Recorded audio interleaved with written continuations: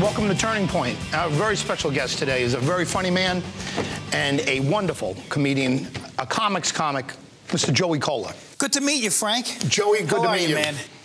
Well, let's get right into your start, your career, your early career. All right. First of all, where's Joy Behar? I thought she was going to be here. Where's Barbara Walters? I thought this was The View. We had to spin it to get you here. It's the turning point. This is the turning point in my career. I'm counting on you to make me big. That's what it is. Well, I think you're already big. 30 years in the industry. How many people have that? You've opened for, you warmed up for Rosie? Yeah, I'm a warm-up comic, too. I'm a warm-up comic and a stand-up comic. I've been doing warm-up for 18 years and stand-up for 30 years. When did you get involved with Rosie? And we'll talk about your early career a little bit, but... Well, I know Rosie for about, I guess, 25 years. We started out together at the East Side Comedy Club in Huntington, which is a great club here on Long Island. Richie Minervini. Richie Minervini owned the club. He actually opens up for Kevin James now on the road when they do stand-up. But I met Rosie back then in the East Side Comedy Club. And at that time, Bob Nelson, Rob Bartlett, Eddie Murphy, even Jackie Mason was coming in, Robert Klein. That was the club, one of the clubs in New York State to do. So I saw Rosie in the club doing stand-up and improv, actually, and we met then, you know. So then we do gigs together and stuff, because, you know, comics is a tight comedy community. You know, you never know who you're working with, who's driving, what are we doing a gig in Pennsylvania, going here, going there, Kansas, Canada, wherever you... And you become friends through, you're in the trenches together as comics on the road. So I met Rosie then. Then when she got her show, I was actually doing Letterman in '96, and they used a couple other people to do warm-up, and I guess Rosie wanted something different. So as I was leaving Letterman, Rosie called my manager and said, you know, can Joey come and do the warm-up? And I came in the next day, we did the warm-up, had meetings and did the warm-up, and then we hit it off from there, and I warmed up the Rosie O'Donnell show for 6 years. I recently heard Howard Stern, and maybe we could talk about him in a little bit. First of all, I love Howard Stern. I've been listening to Howard Stern for the longest time, and I just want to say I love him. You and me both. But Howard Stern has recently said that Chris Rock is the greatest living stand-up. You'll get in trouble if you say anybody's the greatest living stand-up because you're surrounded by stand-up. I love Chris Rock. Who do you put in that category? Give me 5 guys that you would put, gals, in that category that would be... Great stand-ups? Great stand-ups. Great stand-ups. Okay, I would be remiss if I didn't mention the late, great Richard Jeni. Richard Jeni was not only an influence to me and a friend of mine, but a great stand-up comic. When people ask me, who are your influences, I say 3 Richies and a Dom. Richie Minervini, who owned the East Side Comedy Club, yeah, I know who's a genius stand-up comic and a pioneer in this business. Legendary club. Yeah, and Richard Jeni and Richard Pryor I love too, you know, of course, everybody's going to say Richard Pryor. And Dom Irrera, you know, Dom Irrera from Philadelphia, another great stand-up comic. To me, if you've got the ability to make other humans laugh on this planet, you're a great stand-up comic. I mean, there are a lot of local people, you know, that you know from different cities all over the country that I work, that a lot of the audiences don't know about because they don't have fame. And to get fame in this business, there's a lot of, like, shady things you got to do. I mean, you got to pretty much sell your soul sometimes. And a lot of the people that are famous haven't put their time in. Now, I've done it 30 years, and I'm not saying you can't have that fame and earn it in 5 years or 3 years. But I have more respect for comics that have been doing it a long time and really work on their craft. Rob Bartlett is a great comic. Bob Nelson, Johnny Rizzo in Connecticut, Vic DiBitetto in New Jersey.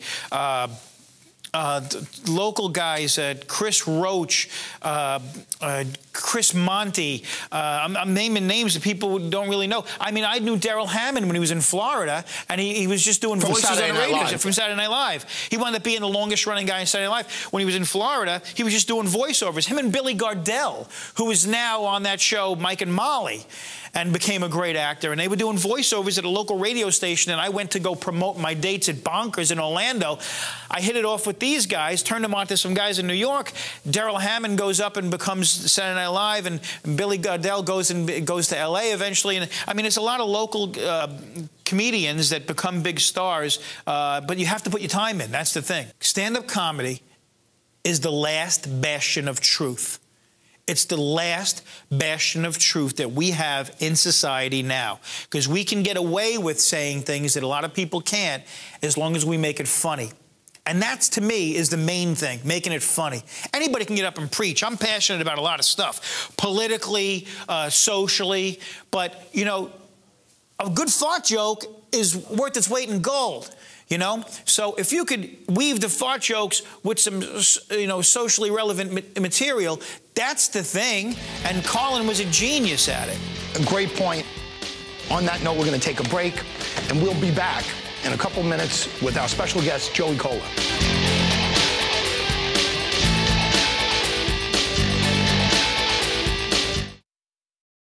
Turning Point is brought to you by PC Wealth Management of Morgan Stanley Smith Barney and the law firm of Duffy & Duffy, protecting the victims of medical error. All right, my home. I love Long Island. How lazy is the whole concept of Dairy Barn? Could we be any lazier at all? Welcome back to Turning Point. Again, our special guest is Joey Kola. Hey! Welcome back. It's good to be back at Turning Point. I went out, I turned, I came back, and now here I am. Before we left, you were talking about a favorite of mine and a favorite of yours, George Carlin. Yeah. And a great New Yorker, great comedian, just worldwide, and we lost him recently. Yeah, he came to see me in Vegas, you know, and then he invited me to his show in Vegas, and we became friends. We talked on the phone a lot. We ran bits, you know, and it was kind of cool to run bits with George Carlin. Yeah. So, I imagine it would be. Let me throw a couple other names at you. Okay. Kevin James. Kevin James, a good buddy. We're managed by the same guy, a Long Islander, local to here to New York, and he actually played Santa Claus for my kids years ago. Okay, yeah. He didn't need the pillow, right? He didn't. Not then. He didn't. No. Yeah. Ray Romano. Another guy. He used to come over my house and have not that I'm dropping names here left and right, but you are dropping the name. I'm just telling you my connection to it. But he used to come to my house and have barbecues in the backyard. Great guy, great stand-up comic. Yeah. Jerry Seinfeld. Jerry, just got the chance to work with Jerry on the Marriage Ref. I warmed up the Marriage Ref, hosted by Tom Papa. And great comic, you know, he's a great guy. And would you ever have thought early on, this is one of those Massapequa guys, right? And when Massapequa, Long Island. Yeah. Would you ever thought out of everyone that was doing what he was doing, that he would break out and have the biggest show of all time? Well, Jerry was before the 80s comedy boom. He actually used to work at Pips and all the city clubs.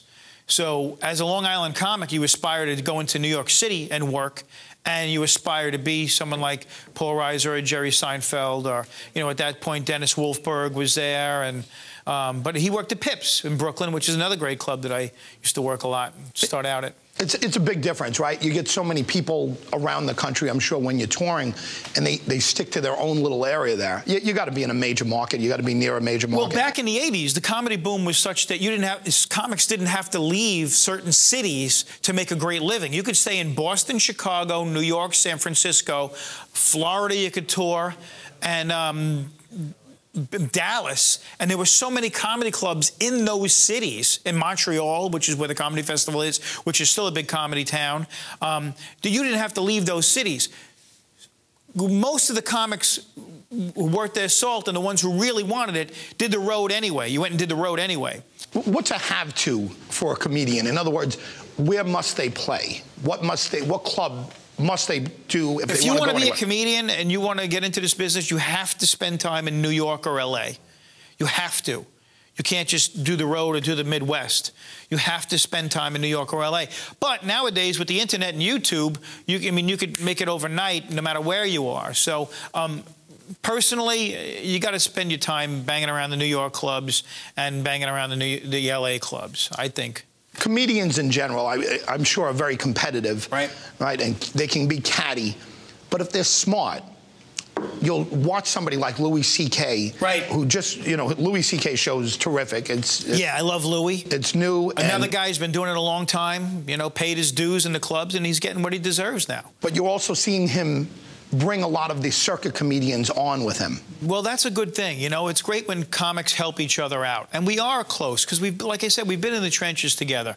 You know, I could talk to comedians about things in life that I can't talk to my wife about, only because we have this kind of brain, and we've been in situations that only comics have witnessed.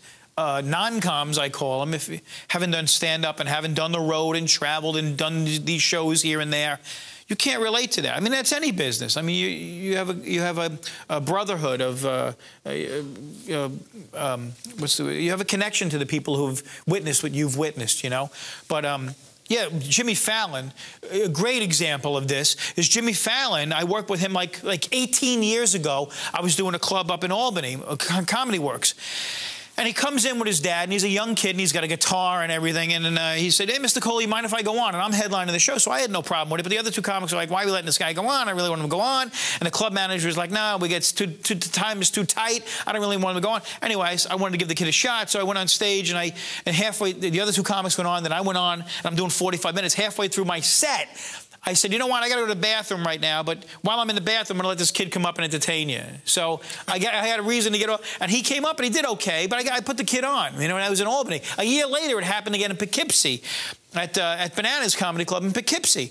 And that was like 18 years ago. Cut to, here I am warming up the Rosie O'Donnell show on the 8th floor of NBC, right down the hall from Saturday Night Live. He sees me in the hallway and he goes, hey, Joey, how you doing? I said, hey, Jimmy, how's the show going?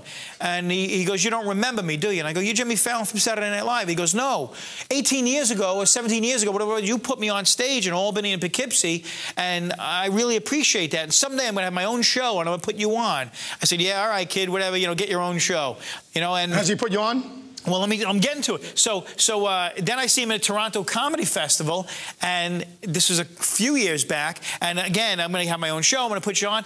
This past April, his people call me up and says, Jimmy wants you on the show no matter what. And I wound up doing it. I mean, in March he called me. I did it April 1st. Well, he remembered that you were good to him. I wonder if he remembers the two comics that had not. I don't know about that, but Jimmy Fallon is a great human being.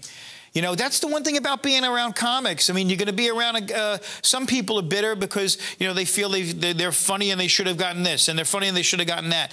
If you can come to grips with the fact that at least you're a comedian. Like, if I die tomorrow, I was a comedian. I got to make people laugh with this life that I was given. And then you move on. That's it. You know? You can't really think about what you might have been, or who you might have been, or what opportunities could have been. You got to be happy with what you got, and then that's it, you know?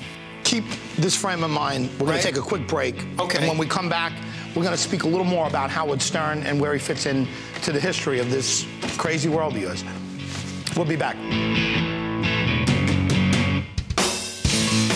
The Turning Point is brought to you by Smith DeGroat Real Estate, serving the tri-state area since 1955, and CAI, Insurance Solutions since 1961. On the web at www.conferenceny.com.